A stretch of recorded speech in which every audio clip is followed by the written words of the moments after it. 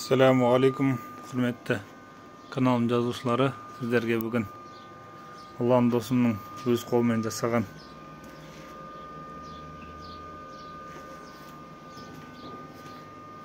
инкубаторын ұсынбақпын. Температура қазір кішкене ашқаннан кейін температура түсіп тұр. Негізі 38 градуспен тұру керек. Іш жағын ашып көрсететін боламын.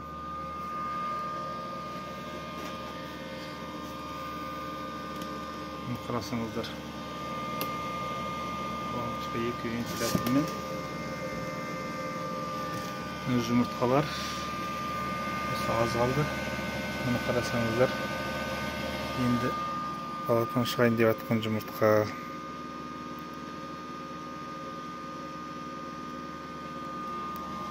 Балапан тесіп атыр жұмыртқаны. Қалғандары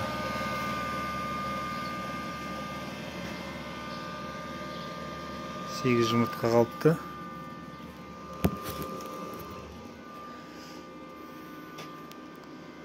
Ал енді сіздерге осылардың шыққан балапандарын көрсетем.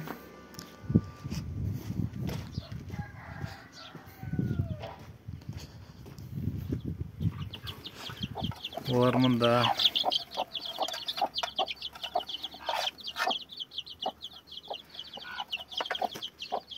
Шыққан балапандарын тауықтың астына кеп салып отырам.